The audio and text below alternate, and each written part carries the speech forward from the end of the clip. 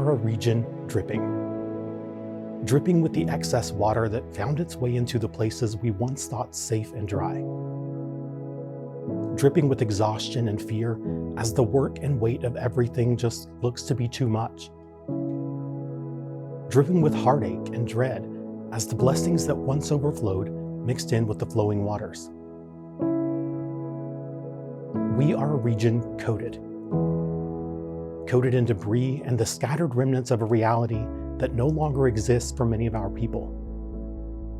Coated in mud, layers of caked on dirt replacing the foundation of everything so many people worked so hard to build.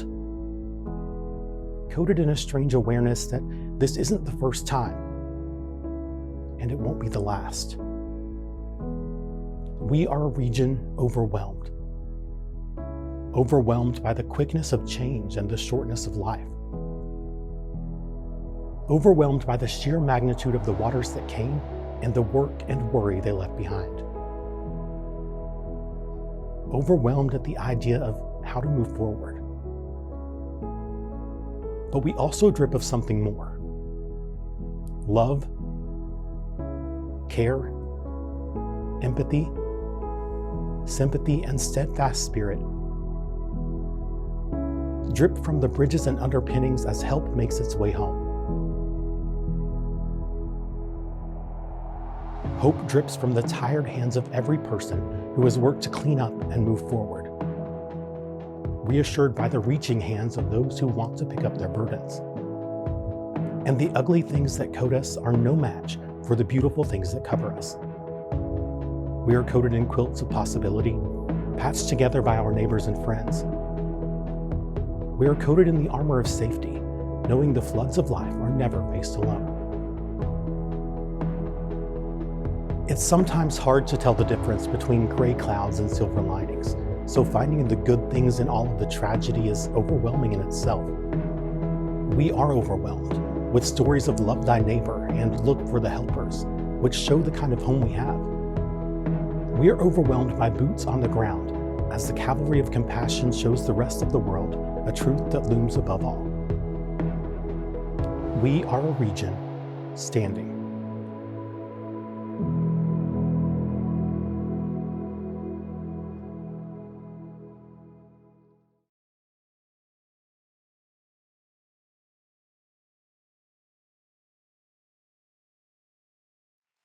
On July the 27th, the flood was historic. It was a 100-year flood.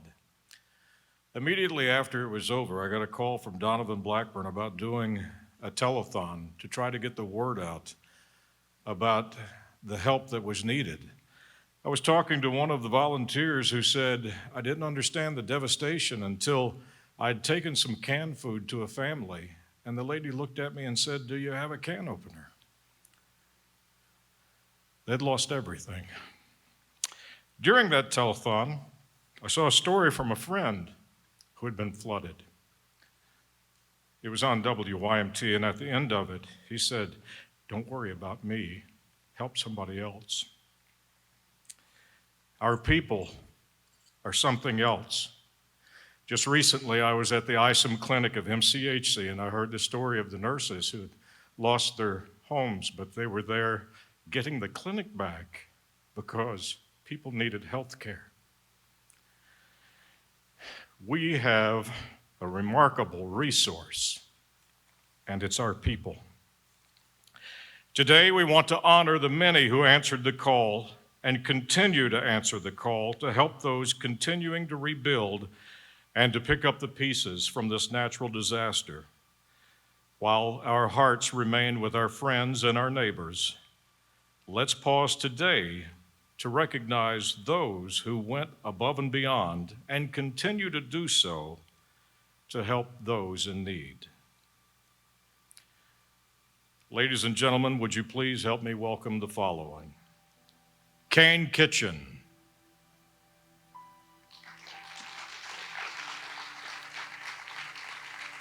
Primary Care Centers of Eastern Kentucky. The Housing Development and Alliance. Appalachian Apparel. Tiffany Kraft, Mayor of Whitesburg. Jerry Foltz, Mayor of Wayland. Former State Representative Angie Hatton. The East Kentucky Dream Center. Accepting on behalf of Dr. Seema Sachdeva, Jean Hale. The Mountain Association. Southeast Kentucky Economic Development. Community Ventures.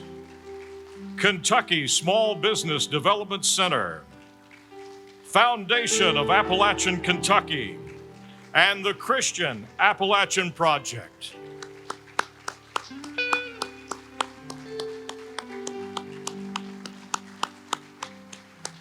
I think this deserves a standing ovation.